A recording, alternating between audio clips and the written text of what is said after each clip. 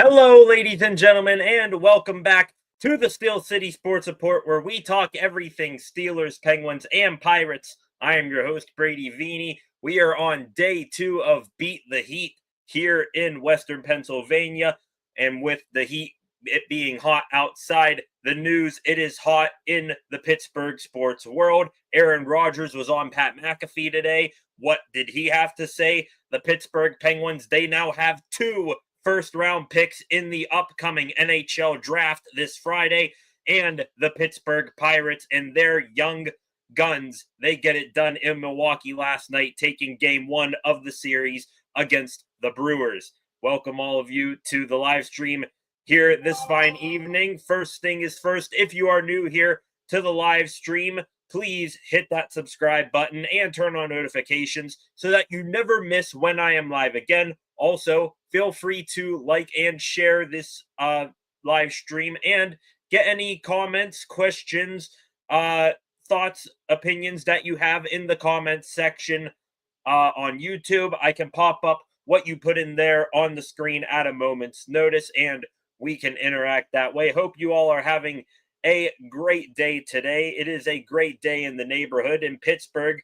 Now, the neighborhood of one Mr. Aaron Rodgers. That is where we are going to start here today. Rodgers on the Pat McAfee show this afternoon. I think it was in the first hour of the Pat McAfee show. I think it was recorded earlier in the day, the interview that they had with Rodgers. But he was on for nearly the full hour of Pat's show today, and he said quite a bit of things. Started off talking about, freshly signing with the Steelers, and he says that, he's really had a good time thus far. He has enjoyed being in Pittsburgh. He said that he had fun during all 3 days of minicamp, even though he did mostly individual work off to the side, not taking participation in any of the team drills. He said he enjoyed being back on the field and being with his new teammates. Also said that he went to a barbecue with Mike Tomlin at his house and also went to Cam Hayward's golf event. Both of those things that we have known about. And also, PR 101 from Aaron Rodgers saying that the Yinzers in Pittsburgh, quote, "These are my people." A-Rod having putting on quite the show here, speaking with the media when microphones are in front of him for the first couple of times he's spoken as a Pittsburgh Steeler. After that, he got into some more stuff, said the main reason that he wanted to come to Pittsburgh was because of Mike Tomlin. Said that he spoke with Mike Tomlin every single week before signing, and that Mike T was, quote, right at the top of reasons why he signed in Pittsburgh. Said that speaking to Mike Tomlin, it's like talking to an old friend. So very big part of why he came to Pittsburgh was Mike Tomlin, something that, we've seen a handful of times here over the past couple of years, Tomlin being the reason that players come to Pittsburgh. Then he moved on saying that he is looking to not come in to the Steelers locker room and immediately throw around his weight. He is a future Hall of Famer, 4-time MVP, a Super Bowl champion, one of the best quarterbacks to ever play the game. However, walking into that locker room, he says that the respect needs to be earned in that locker room and that he is not just going to walk in and act like he owns the joint. Talked about leading, especially on offense, saying, quote, I really want the mantle of leadership on offense, and I'm going to earn it every day of training camp. There's some stability I can bring having played in a similar system and having played a lot of football. He then got into talking about various players on the team and how he's, enjoyed their company thus far. Talked about Cam Hayward, said that Cam, captain of that defense, one of the best leaders that he has been around. Saying that he's had conversations with Cam before and since the signing, and that the team has really showcased the leader that he is. Talked once again about DK Metcalf. Metcalf has been probably his most favorite player, new teammate to talk about, saying that he is another big reason, like Mike Tomlin, that Rodgers signed in Pittsburgh. And, I'm sure we're going to be seeing photos of them working out back out in California before too long, just like before Rodgers signed. Spoke highly of both of his starting tight ends as well, called Pat Freiermuth a super talented guy and that he can do a lot of different things on the field. And then once again gave praise to Darnell Washington, saying that, Washington, a big guy, almost like a tackle playing tight end, describing him as a Mercedes Lewis type of tight end. And then probably one that a lot of Steelers fans are wanting to hear, spoke very glowingly of Will Howard, continued the feeling that he is going to be a mentor for Will Howard. He is not going to be this stone cold, rude player where I'm not going to help the rookie along. I got to focus on me. Rodgers said in his first media availability with the Steelers, "Hey, I'm here. I am going to devote myself to what is going on now, but I'm also giving back to the game of football." So he spoke highly of Will Howard, said he's going to continue to help him along the way.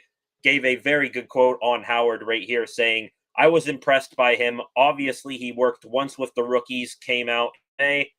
I thought he looked really sharp. He made a bunch of great throws. I think there's definitely some things I can help him with and some things that are different at the pro level. And I'd love to help Will and set him up to have a chance to be the guy for the next who knows how long. I think that's part of the opportunity. It's not the job, I've seen other veteran quarterbacks talk about it, but it's the opportunity to help Will out. That's one that I am really looking forward to." So Will Howard, probably the most highly anticipated sixth round pick, at least in Steelers franchise history. Doesn't look like Aaron Rodgers fed us a bunch of BS when he says, "Hey, great opportunity here. Will's a good kid. I'm going to help him as much as I possibly can." Good to hear there from Rodgers. And then we got into the most news breaking part of his interview. Rodgers, talking with McAfee, did confirm today that 2025 will be his last year playing football in the NFL. His full quote right here that he delivered on the McAfee show today: "I'm pretty sure this is it. That's why we just did a 1-year deal. Steelers didn't need to put any extra years on that or anything. This was really about finishing with a lot of love and fun and peace for the career that I've had." Of course, aside from the quote here, Rodgers talking before, saying that this is a move that he's made not from his ego but from his soul, and that he is really, really, when he said that, we should have kind of taken it as then saying, "Hey, this is my last year." We've all speculated, that this is going to be his last year anyway, but today, confirming it the entire way. Continuing here, "I mean, I've played freaking 20 years, It's been a long run and I've enjoyed it. What better a place to finish than in one of the cornerstone franchises of the NFL with Mike Tomlin and a great group of leadership and great guys and a city that expects you to win." Hell of a quote there from Aaron Rodgers. But the first line right there, "I'm pretty sure this is it," confirming today that this will be his final season in the NFL before retirement. Something we all expected, but hey, we don't need to, speculate if this really is going to be his last year, the entirety of the season. He says, "This is most likely going to be it. I'm done." And that is a great thing to hear. Uh, us as fans, us guessing if this is going to be his last year is one thing. At least he said it out loud now, to where the Steelers, they have him on the record saying this and they can plan accordingly. So even if, let's say Rodgers has his Brett Favre moment, final year, goes out, lights it up, takes his team to one win away from the Super Bowl, the Steelers can still plan accordingly and not get blindsided by him retiring in case, say you have a good season and maybe you want to bring him back. Nope, saying this is it. You know, I think he's going to give it his all now. You know, listening to what he had to say today, he showed up for mini camp. He'll be there throughout training camp. He said, looks like he is going to be like his mentor when he first entered the league, and Brett Favre. You know, give it his all this one last year, go all in football straight for the next calendar year, and then you can go on your merry way right off into the sunset, which is, hey, exactly what he said he is going to do. Said also today that he is going to sort of fade away after his football career is over. Quote here, I don't need this, or I'm sorry, I didn't need this. I don't feel the need to prove anything to anyone. I don't want the attention. I know that's out there. When this is all done, you won't see me. I don't want to live a life in the public eye. So saying there, he is going to fade off into, you know, go off the grid, I should say. We've seen football players, you know, they've done that before. There's a good bit of football players where they like kind of, you know, hang around, they get other jobs, they do their own thing. Some football players, they then get into like, I don't know, you would say the media aspect of it, the coaching or business side of football, you know, becoming coaches, GMs, all that. And then you have that small portion where they're gone in the thin air. One guy, such example for the Steelers, Jack Lambert. You know, it's barely anybody hears from him except for, you know, maybe a couple of posts here and there that he, you know, puts on Twitter, but you don't hear from him. He's like off the grid. That's what we're expecting here from Rodgers. And I don't blame him for getting away from the media or, you know, not living a public lifestyle.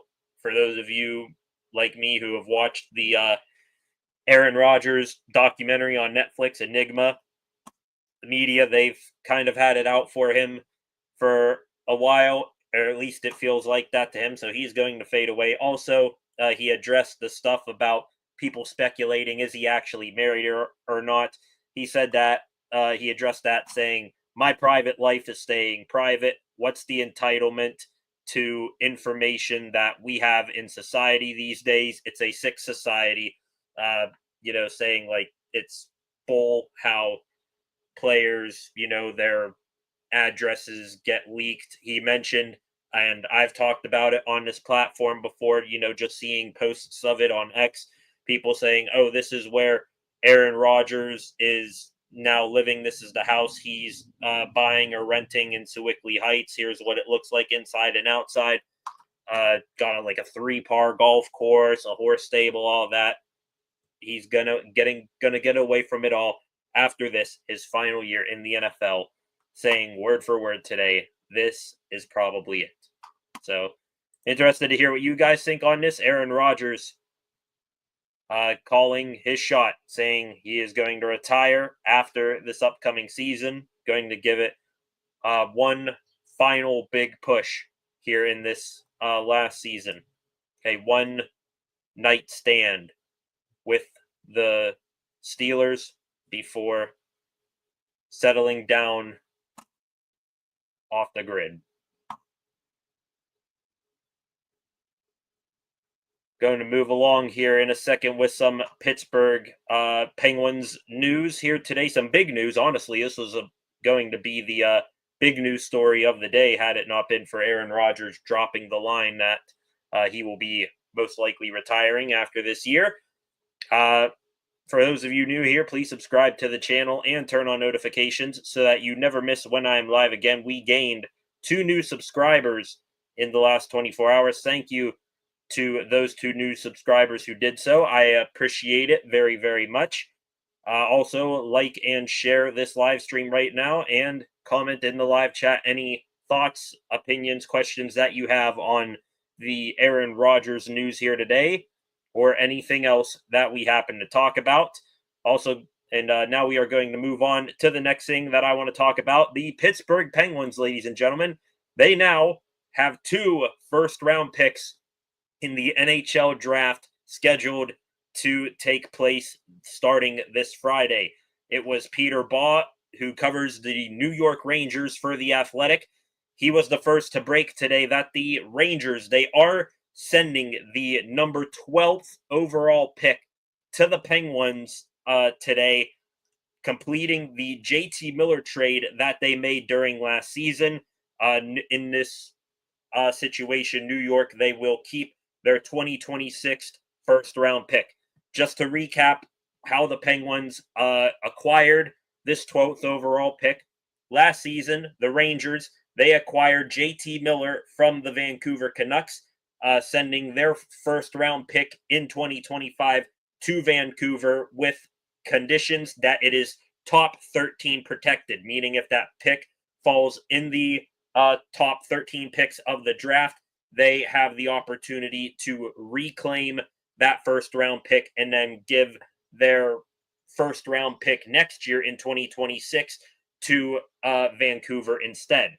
Well, Vancouver, they ended up flipping that first round pick that they got from New York to the Penguins in the Marcus Pettersson deal, which, by the way, that trade that Kyle Dubas made, bravo, another one of his trades that has been absolutely insane. Honestly, it almost reminds me of the first days when, Omar Khan for the Steelers, his first year or so on the job. Like, we remember the good trades that he made, especially sending Chase Claypool to the Chicago Bears for the 32nd overall pick, which turned into Joey Porter Jr. That's almost like what this trade was here for Kyle Dubas. Just recapping that trade, the Penguins, they traded Marcus Pettersson and Drew O'Connor, both at the time were pending unrestricted free agents, meaning that after last year finished, they would have been free agents on the open market, able to be signed by anyone. Now, they have since signed with Vancouver, but that's aside from the point. At the time, they were unsigned past this year. Both of those players went to Vancouver.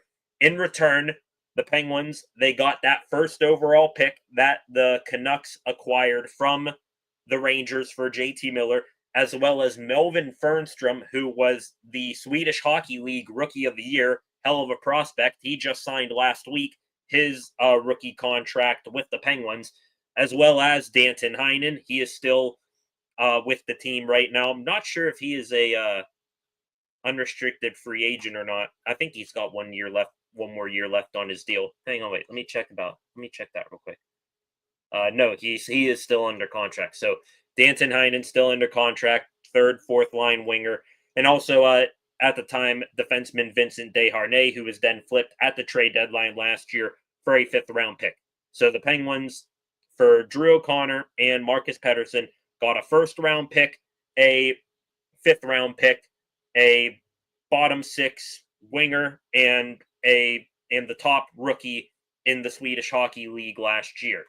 Hell of a trade, and that now completes the trade. The Rangers today, they have confirmed they will be giving the Pens their 12th overall pick, that 2025 first round pick. They had the opportunity to reclaim it, or to hold on to that pick and then give the Penguins their 2026 first rounder. Now, instead, today, they said, Penguins, just take this and we'll keep our 2026 first round pick for next year. Penguins, they now have back-to-back picks in this year's draft in the first round. They pick 11th, where they drew in the draft lottery, and they pick 12th. So back-to-back picks, that's pretty insane. And from, reading what all has gone on here, also, by the way, the Penguins, they have back-to-back picks 11 and 12. They now have 6 picks in the top 100 in the draft starting on Friday. Looking at what some of the insiders have said, in addition, giving additional information on this transaction here today, Josh Yohe, who covers the Penguins for The Athletic, said that the Penguins, they were not necessarily expecting that they would be getting the 12th overall pick, but they aren't, unhappy with this news either. They are quite all right taking on this 12th overall pick. Now, me personally, I would have rathered the Rangers keep this 12th overall pick and give us their first round pick next year for really two main reasons. One being, even though the Rangers, they hired Mike Sullivan, they, on paper right now, and who knows how Sully is going to adapt with a new team, they are either going to boom really big or bust out very, very hard to where they would be picking at the bottom of the draft. Also, at that same time, if we would have had the Rangers 2026 first round pick, that doesn't give the Penguins one, but possibly two opportunities in the draft lottery to get the first overall pick and pretty much speed up their rebuild to a very quick end, having the opportunity to get Gavin McKenna first overall. But fortunately, that is not the case. The Penguins themselves, this right here from Michelle Crecchiolo, she covers the Penguins as well, talking about how those in the organization are reacting to getting this pick. Penguins director of player personnel, Wes Clark, said back at the scouting combine that if the Penguins did get this 12th overall pick in addition to their 11th, it doesn't change anything. We collected all of the necessary information we need to get our list in order, and whoever the next man up is, we select. So the Penguins, even though they weren't expecting it, they are prepared to pick back to back. And also, this helps the Penguins as well in their, I'm not going to say, determination, more so their possibility of trading up in the draft on Friday night. Kyle Dubas and the Penguins, it's been rumored that they want to move up and select someone high on their draft board in the top 10 somewhere. And also what is helping, having two first round picks, that really helps your chances of moving up. Now, getting, I don't know, packaging pick 11 and 12 to move up into the top 5, highly unlikely. In that case, the Penguins, they probably say no. But, it doesn't help to have that fallback plan, maybe to move up and then, pick there later on. Also, Frank Saravalli from TSN, NHL Insider, he says that multiple first-round picks are available on the trade market right now. There's going to be lots of movement. I've even heard one insider say that usually we don't get too much craziness in the NHL draft like what you maybe see in other sports leagues like the NBA and NFL more specifically. This year, it has the chance for fireworks left and right. So that will be interesting to see. Look for the Penguins to move up now that they have two first-round picks. Who knows? Maybe package them both or not. We don't know. We'll find out later on. Looking more into what the Rangers were thinking in giving the 12th overall pick instead of their 2026 next year. The Rangers themselves, I think it's obvious, with the hiring of Mike Sullivan, they think that in 2025, they are going to be much better. They're looking to make a return to the playoffs. They got a new head coach in Mike Sullivan who's won championships, even though they've shipped out, some pieces already, like Chris Kreider, Keandre Miller, their defenseman. He is going to most likely sign elsewhere on the free agent market. The Rangers, they are looking to get back into the postseason and have a lower draft pick near the bottom of the first round. That in that case, maybe makes you question why they didn't give the 2026 first round pick and why they, didn't keep this year's, because division rival in the Penguins. Why give them the 12th when you think you're going to be better? So just let them get the later first round pick anyway. That didn't make sense. But then Chris Johnston and I believe it was Pierre LeBrun, two NHL insiders, they explained why the Rangers did this, saying that they're keeping their first round pick next year to possibly use in one of two ways. Either use it as a trade chip at the trade deadline next year, or have it in their possession in case they want to qualify an offer to a restricted free agent next offseason. So that is what has gone down there. The Penguins, they get the 12th overall pick. Little surprised at it. Wanted to honestly get the 2026 anyways because I think the Rangers aren't going to be that good. So that's the big hockey news for the day. Penguins now pick back to back. I will say right now, I gotta look here. When does the draft start?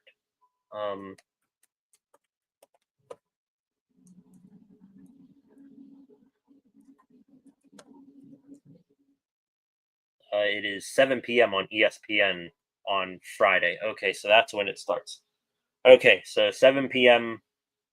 Friday night. I will probably be live for at least the first half of the first round, or at least until the Penguins make 2 picks then. So we will be live on the channel here Friday to watch along. Also, we'll probably break down some whatever news happens to go on that day. So join me back here then, ladies and gentlemen. Penguins with back-to-back first round picks number 11 and 12. Going to take a quick stroll here through Twitter, see if we have any new news going on out there in the Pittsburgh sports world.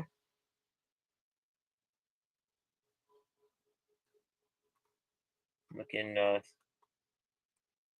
see if there's anything new. Not seeing it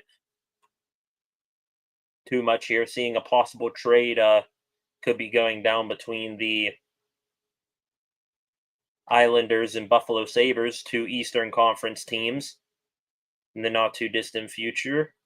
Noah Dobson and JJ Peterka being mentioned.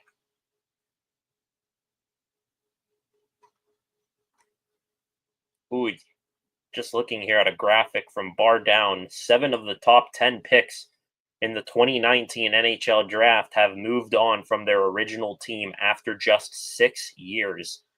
Yikes. Hopefully that's nothing that happens with the Penguins if they move up into. Hopefully they make the right pick and they are able to keep their player for longer than 6 years.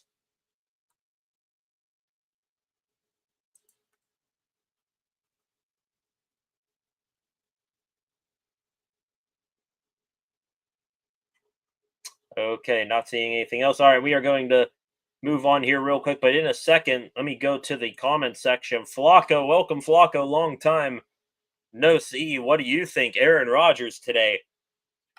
Addressing the speculations that this will be his last year, saying that this is probably it. Welcome back. Rodgers done after this year. Also, just talked about some Penguins news. The Penguins now back-to-back first-round picks next year. We are this Friday, excuse me, not next year. Sorry, I was thinking about something there as I was saying that. Penguins, they will pick back-to-back on Friday. We will be live here on the channel for Friday night's NHL draft, at least for the first half of the first round. LOL, he knows minicamp is harder work than playing. Yeah, I mean, he did only individual work at minicamp, but at least, going on McAfee today, saying that this will be it for him. He's at least getting out ahead of it. He's going to go all in this year. Hopefully, go work as hard as he possibly can. Also, the Steelers now, they have the writing right there on the wall that, hey, you need to plan ahead to what you're going to do at the quarterback position after this year, because Rodgers is retiring, and even if he does well, very highly unlikely that he will continue playing. Going to move along here real quick into some Pittsburgh Pirates news. How about the Bucks last night? Wow, is all I'm saying. The Pirates last night, 7:40 first pitch. They kicked off a 3-game series with the Milwaukee Brewers, and let's be honest, the way the Bucks have been playing recently, I very, very harshly dug into them yesterday after their weekend series against the Texas Rangers. Team looks like their magic playing for Donnie Kelly since he has become manager has worn off. But last night, they surprised me. Played a hell of a game. Probably their best team win of the season. Just breaking down what all happened, Nick Gonzalez, one of many hits he had last night. He doubled in Brian Reynolds to kick off the ball game in the first inning. That made it 1-0 Bucks. Braxton Ashcraft, who started the game last night. It was a bullpen game for the Bucks. They used 5 total pitchers, but Braxton Ashcraft, who is that his first MLB start? I think it is. 35 pitches, 28 for strikes, went 3 full innings, only gave up 1 hit and struck out 2. Hell of a first start to his career for Braxton Ashcraft. High hopes for that kid. After that, Hunter Stratton came in. Tommy Pham did add to the lead, hitting his first home run of the year. A 2-run shot made it 3-0. Insane. Tommy Pham, he's this year's Rowdy Tellez. There's no other way to put it. Starts off the year looking like absolute garbage. Shouldn't be anywhere near the Bucks or playing in the MLB at all. He, after, adjusting his prescription and changing his contacts for his keratoconus, I think is the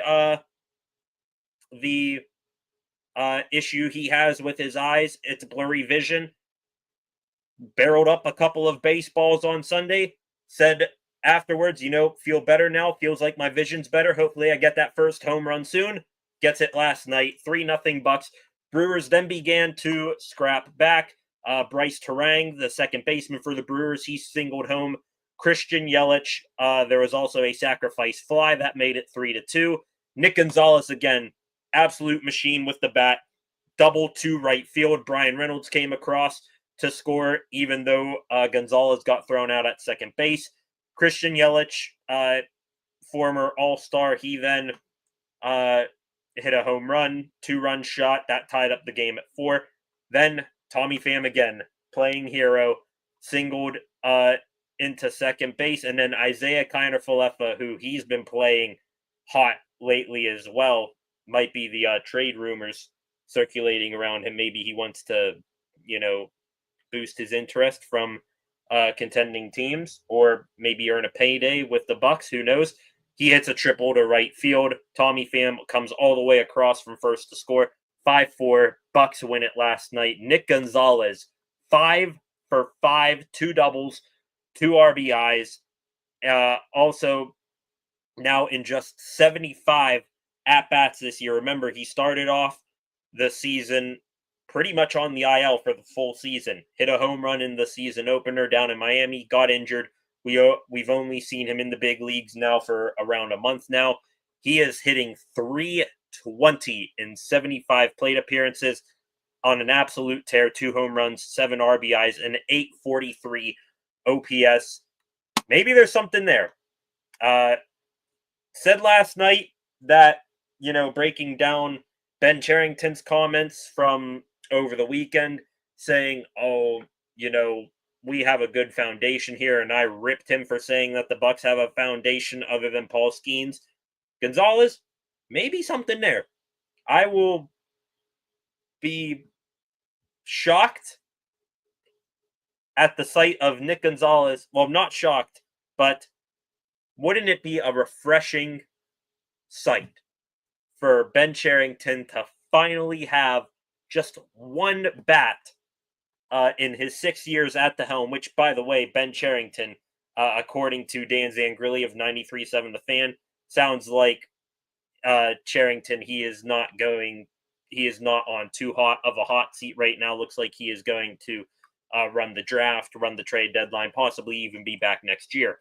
But wouldn't it be finally at least a tiny bit of freshing. You're getting, a single drop of water as your mouth is filled full of sand, that Cherington finally has a bat turnout in his 6 years at the helm. Nick Gonzalez, I said, probably going to be an average player, maybe even slightly above.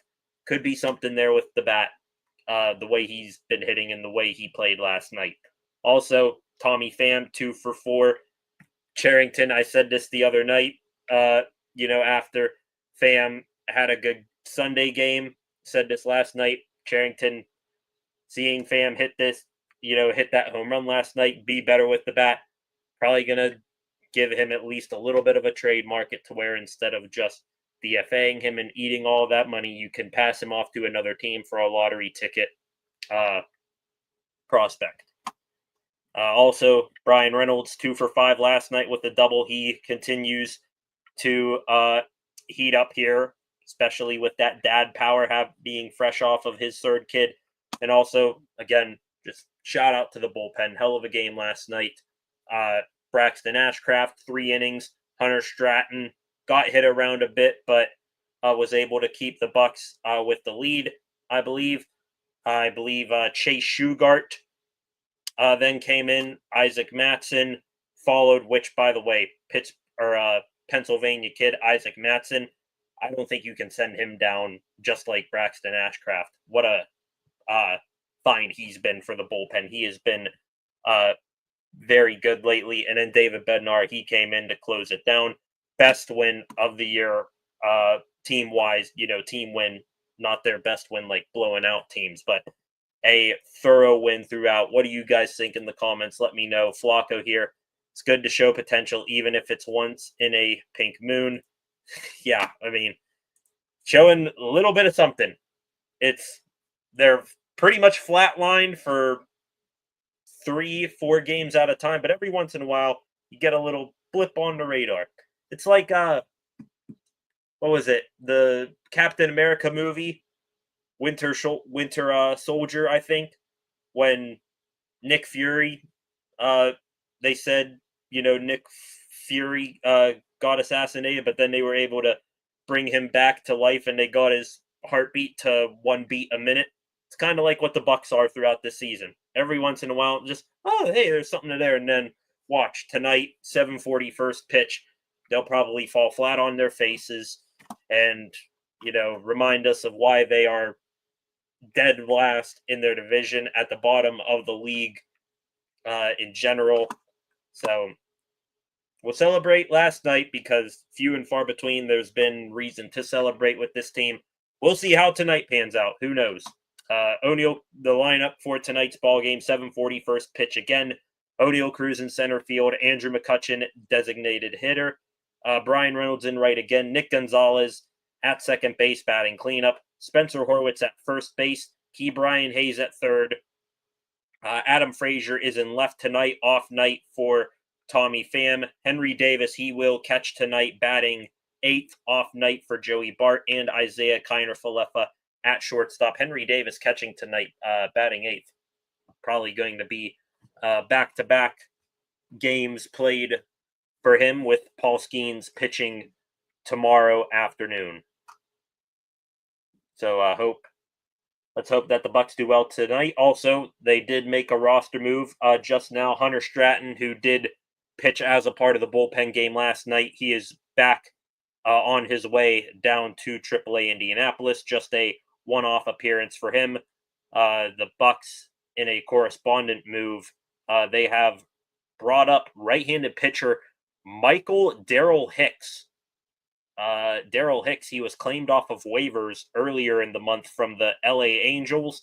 I think he has like a 9+ ERA, so not going to expect too much from this guy, but he pitched twice down in AAA Indy, through 2 scoreless innings there, according to Noah Hiles of the Pittsburgh Post-Gazette.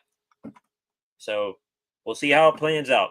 Hopefully Andrew Heaney, he can go fairly deep in tonight's ball game.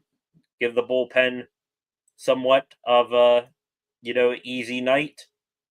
And hopefully the Bucks, Nick Gonzalez and company, they can put up more than 5 runs tonight because I think it was just a one-off last night, for the Brewers, that is, just being able to get across 4 runs. Brewers there at the top of the division. You would like to see the Bucks continue to get more than just 2 runs on a consistent basis. Looking here again at what is going on here on Twitter, seeing if there's anything anything new before we continue into the more sports news segment of the show.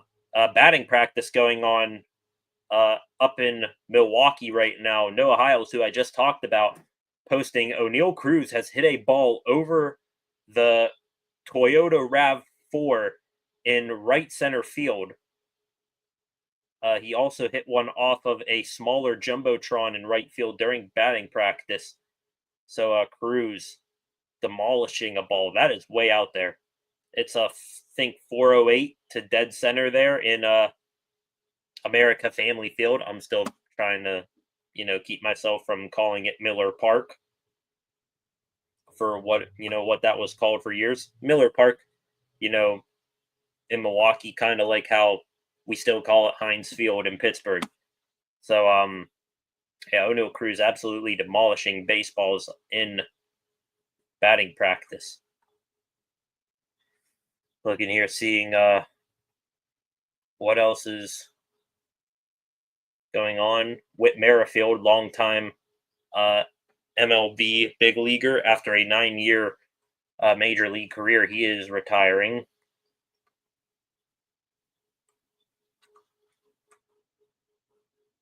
Looking at what else is going on here. Not seeing too much else. Interesting here, seeing a video of a double press conference with the 2 top Swedish prospects in this year's NHL draft, Victor Eklund and Anton Frondell. Wouldn't mind one, if not both of those guys being Penguins. I think it's Frondell who's the more higher touted prospect of the 2. I think there was a rumor from Elliot Friedman he could go possibly 2nd overall to the San Jose Sharks. But hey, wouldn't that be a hell of a power move for Kyle Dubas and company? I know, there's other guys that he likes, like Porter Martone and whatnot, but Frondell, if you were to trade up, maybe if he falls past 2, if you were to trade up, get him at 3 or 4. Those are being shopped around by Chicago and Utah. You can get Frondell then. See if Eklund falls back down to 11 or 12. I'd be cool with it. Back to the comment section here. Flacco, how many picks we got for the draft? Not sure the total number of picks here. However, the Penguins themselves, when they announced today that they have gotten the 12th overall pick from the Rangers, completing that deal, the Penguins themselves has said that they now have 6 picks in the top 100. I think they also have 30 picks over the next 3 years. I think it's 11 now that I'm trying to remember here from talking about, all the trades the Pens have made before. I want to say they have 11, I think now 12 in this year's draft. Let me check here on their official release. Do they say it? 1, 2, 3, 4, 5, 6, 7, 8, 9, 10, 11. 11. So that is 2 first-round picks, a second-round pick. Just going pick by pick here for what the Pens have. They have their original first-round pick, pick 11. They got now the Rangers pick from Vancouver, pick 12 in the first round. They have pick 59 in the second round from the Washington Capitals. They got that in a trade for, is that the Anthony Beauvillier trade? Damn. I'm trying to, that's also up there on the top trades of Kyle Dubas's tenure as Penn's GM. Anthony Beauvillier, who was, you know, third, second line player for the Pens, and then when he went to Washington, he was, just a, you know, fourth liner, I believe. You got a second round pick for him? Holy.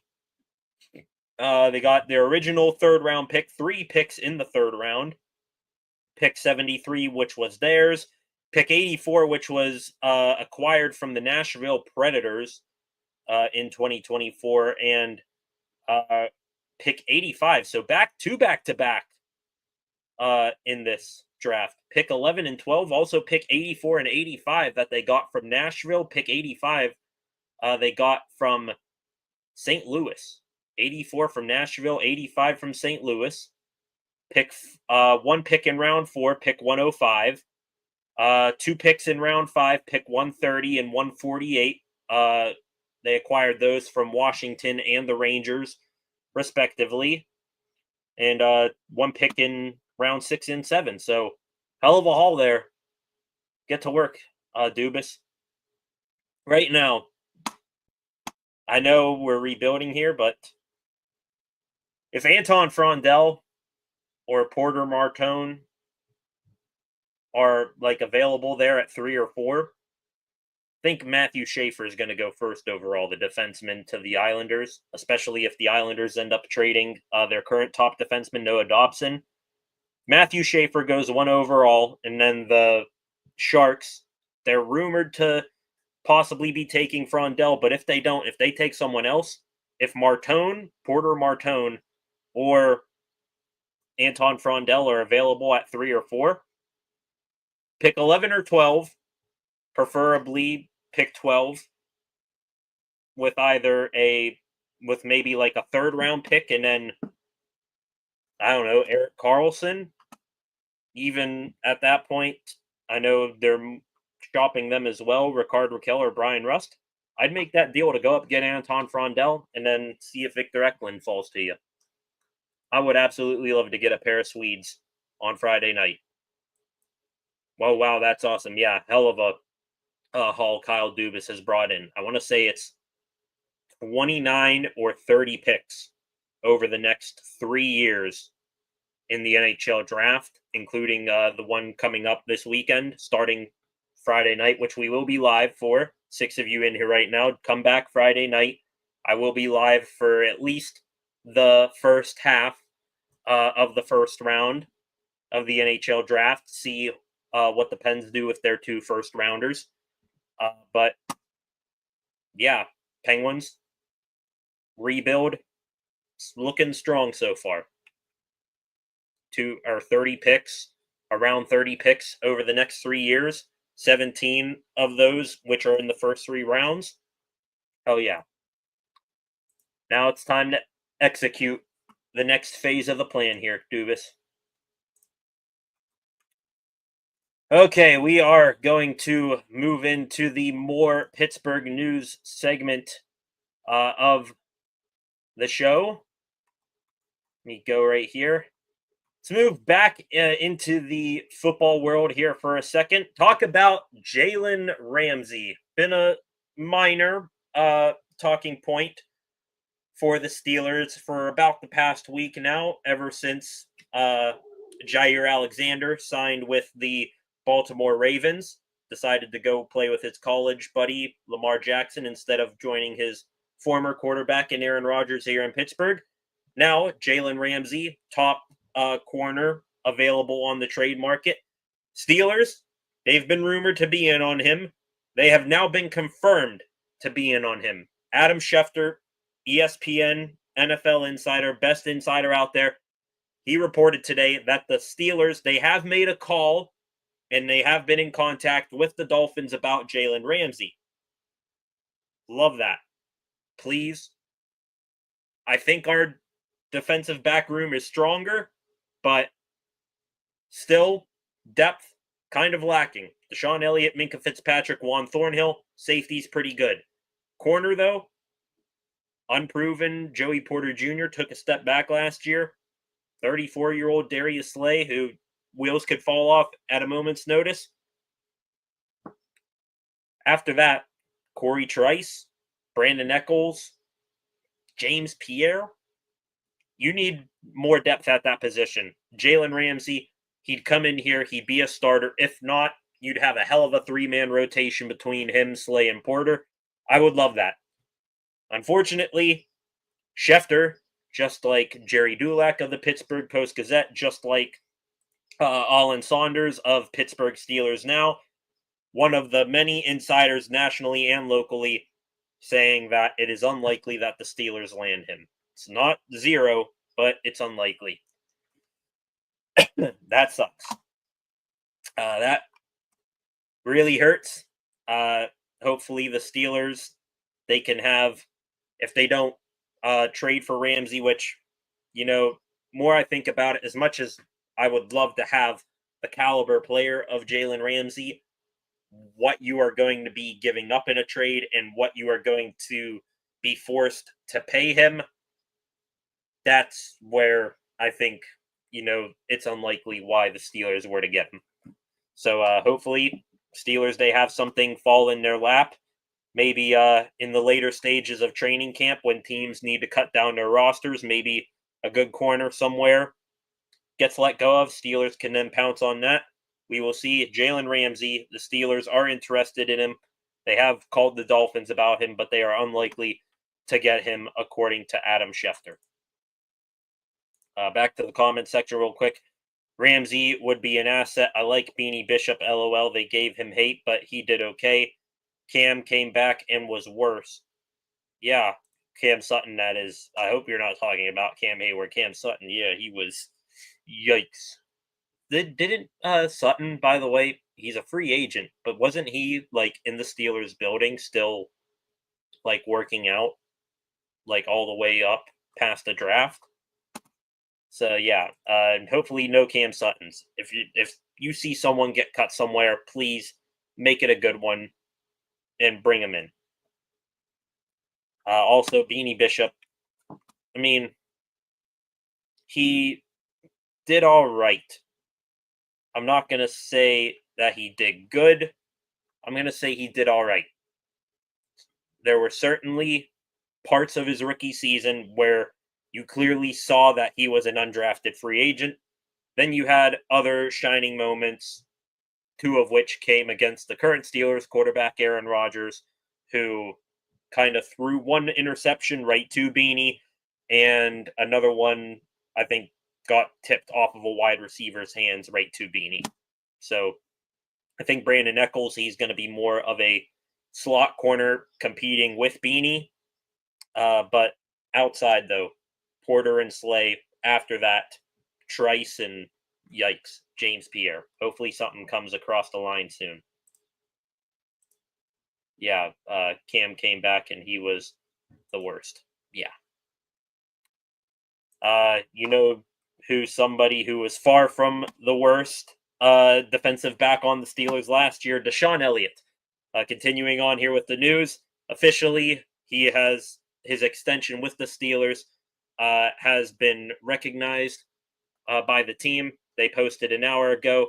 He's officially signed a 3-year contract, 2-year contract extension on top of his current one. So he's going to play this year, and then his extension afterwards would kick in.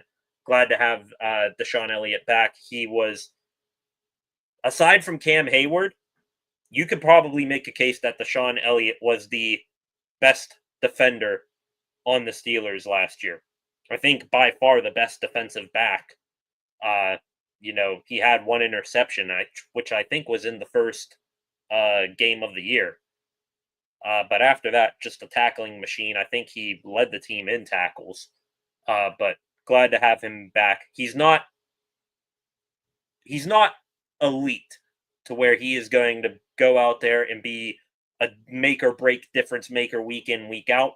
He's a football player. He is a guy who sees his job, goes out there, does it day in, day out, game in, game out, week in, week out. So glad to have him back. He's a hell of a role player. You're not going to quite need to question what you get from him every single day, whether it's in practice, off the field, in the training room, in the film room, on the field. well-deserved. Just like you said there, Flacco. I see your comment right there. Well-deserved extension there for Deshaun Elliott, made official today by the team. Last thing here on the Steelers. We are 1 month away, ladies and gentlemen. Steelers also before posting Deshaun Elliott's extension. We are now officially 1 month away from Steelers training camp. The first training camp practice, that is. We are now under a month before the players and coaches need to report to Latrobe.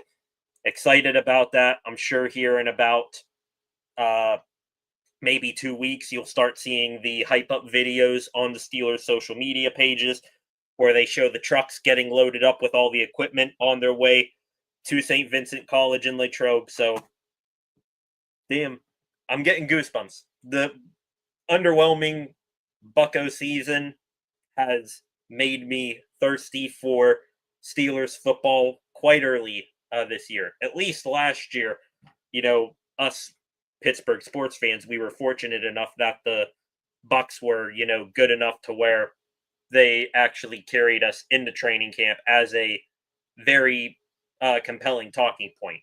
However, now, we're just clinging on to any small thing Steelers related, but we're getting there, ladies and gentlemen. 1 month till the first training camp practice. Then it's on to preseason games, which, by the way, we did get. We do know the preseason games in football. We learned about the preseason games for hockey. We'll talk about them in a minute, but 1 month till training camp begins for the Steelers. Can't wait. Now getting back into hockey, like I was just saying, the Pens, they did announce today their training camp or their preseason schedule. Yesterday, they announced their rookie training camp, which will take place July 3rd through the 7th. Now they have up on their website, their preseason schedule has been made official. They will begin the preseason Monday, September 22nd on the road in Montreal. Then they will play the Columbus Blue Jackets in Columbus Wednesday, September 24th. Friday, September 26th, their first preseason home game against the Detroit Red Wings. Back on the ice that Saturday. So back-to-back games. Friday, September 26th against Detroit. Saturday, September 27th at home against the Blue Jackets again. Monday, after a Sunday off, September 29th in Detroit to take on the Wings once again. And then they wrap up the preseason schedule, their preseason schedule, with back-to-back games against the Buffalo Sabres in Buffalo Wednesday, October 1st, and then back home to wrap up the preseason Friday, October 3rd. That right there, the preseason schedule for the Pittsburgh Penguins. Probably the preseason will be just as exciting as the regular season because the Pens' regular season expected to be a bit of a clunker.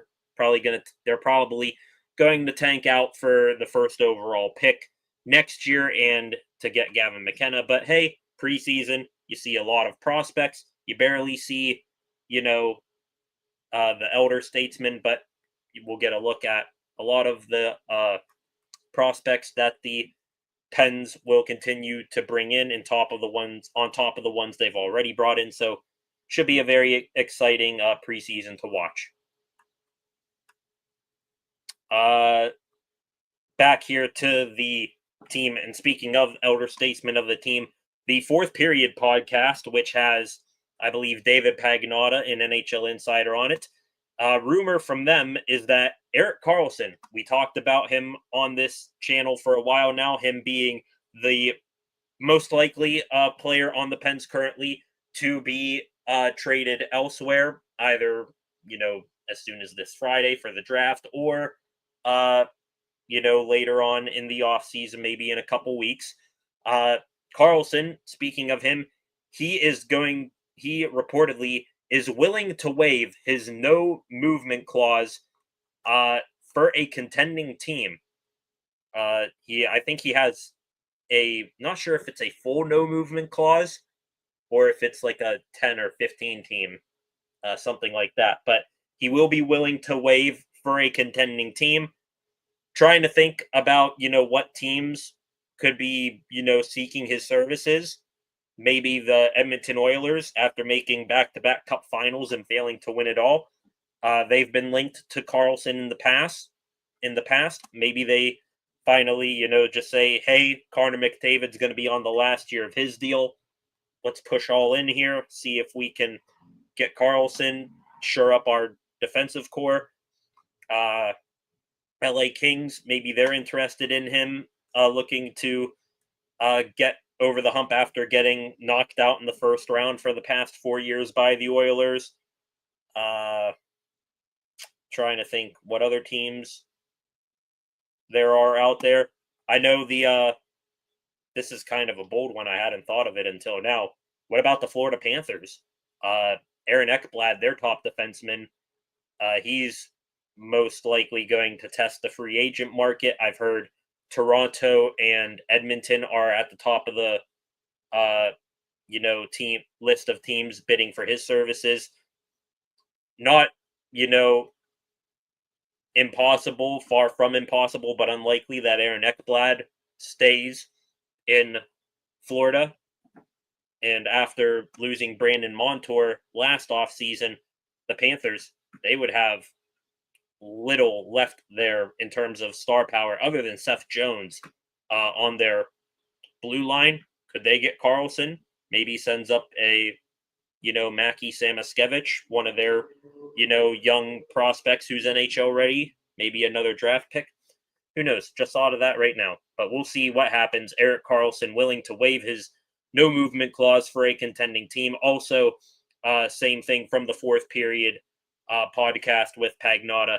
The Penguins, they will be willing to retain some of Karlsson's $10 million a year salary. So, no shock there from the Pens either. They're not going to be contending, nor are they up against the salary cap ceiling.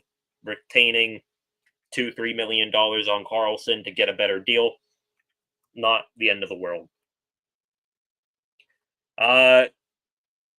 The NHL today, this aside from Penguins news, centered on the Penguins, the Hockey Hall of Fame class of 2025 was announced today. Zdeno Chara, Duncan Keith, Alexander Mogilny, Joe Thornton, Jennifer Botterill, Brianna Decker, Jack Parker, and Daniel Savongier.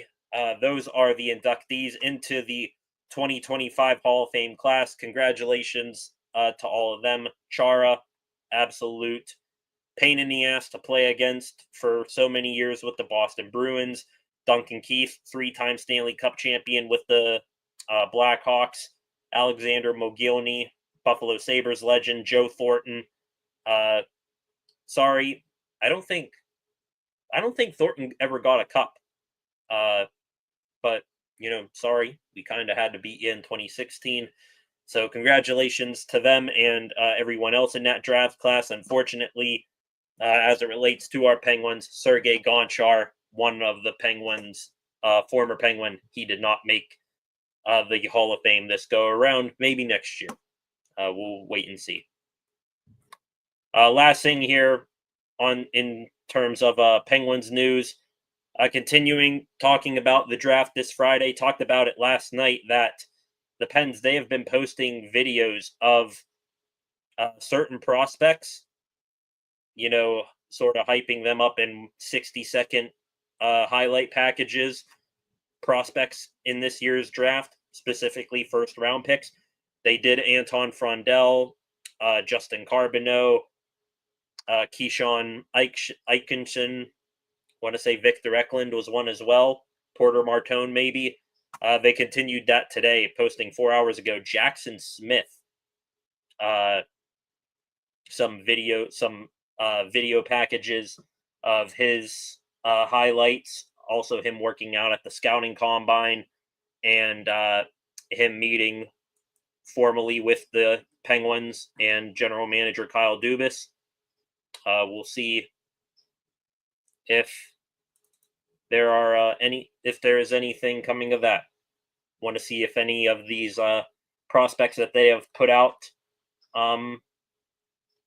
videos for, if any of them will be Steelers or God, I'm tired here. If any of them will be Penguins before the end of Friday night. I'm just looking here. Was stalling, buying time to find this. Jackson Smith, the 12th highest rated prospect on Bob McKenzie Draft Guru for TSN. Jackson Smith, he's number 12 on McKenzie's prospect rankings, just ahead of Kashawn Atkinson, who the Pens have put out a video earlier this week. But yeah, looking here, Matthew Schaefer, number 1, Michael Misa, number 2, Porter Martone, number 3, and Anton Frondell, number 4. Come on, Dubas. Go get one of those two guys, please. Or James Higgins. I'd be cool with James Higgins as well. And then hopefully Victor Eklund can fall to the number 12 or 11 range. If the Penguins do just stick and pick at 11 and 12, according to McKenzie's rankings right here, Radim Murka and Jackson Smith, 2 defensemen. Unlikely they take 2 defensemen. As a matter of fact, probably unlikely that they take a defenseman in the first round at all. Unless, for some crazy reasons, Schaefer were to drop. So, we'll see what happens. Okay, going to take one last scroll here through Twitter. See if there is anything new going on before we log off for the night. Seeing the official post from the Pirates 44 minutes ago, right-handed pitcher Michael Darrell Hicks has been recalled from AAA Indianapolis. Hunter Stratton was optioned down to AAA Indianapolis following last night's game. That 44 minutes ago, the Bucks and Brewers' first pitch now just an hour away in Game 2 of the 3-game series.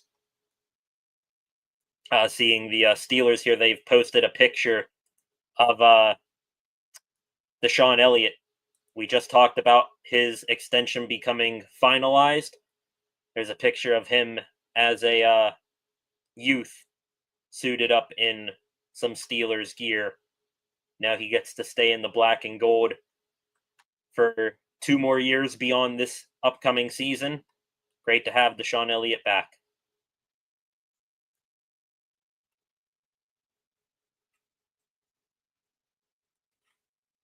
In here, seeing if there's anything else. This from Pierre LeBrun, the Trevor Zegras to the Flyers trade will probably make more sense once we see the other shoe drop. There's more in the works if the Ducks have their way. What does that mean? Does that mean that they're looking to trade up? I think they're picking 7th, Anaheim is?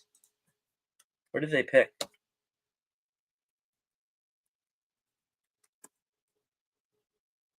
Where do the Ducks pick right now?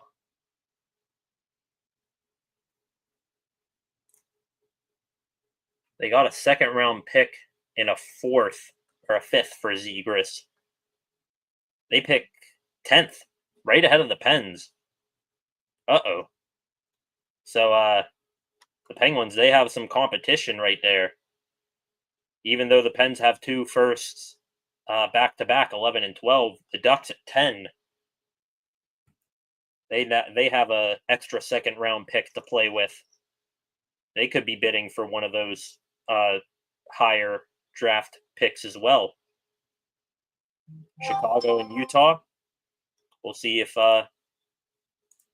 anything comes about it. The Ducks could be on the move up, competing with the Pens.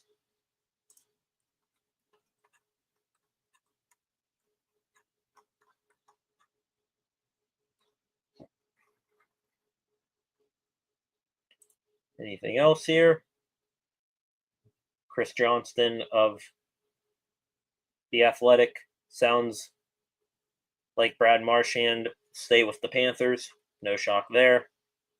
Well, I mean, not the most shocking thing ever.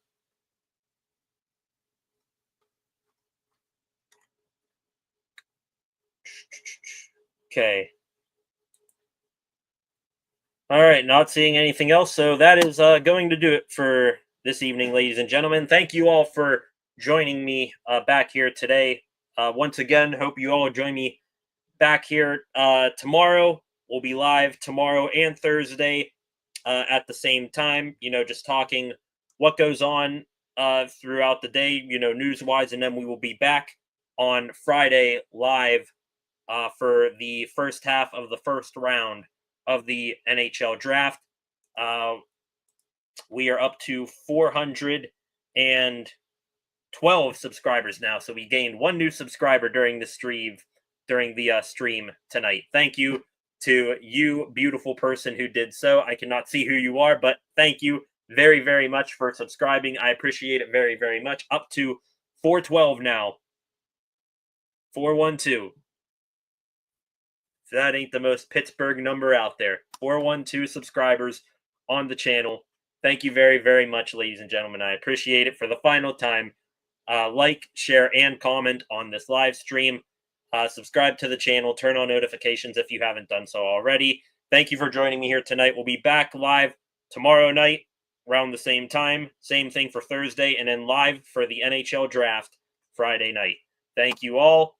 See you back here tomorrow. Let's go see if the Bucks can continue their winning ways in Milwaukee. Have a good night. Peace. Stay cool.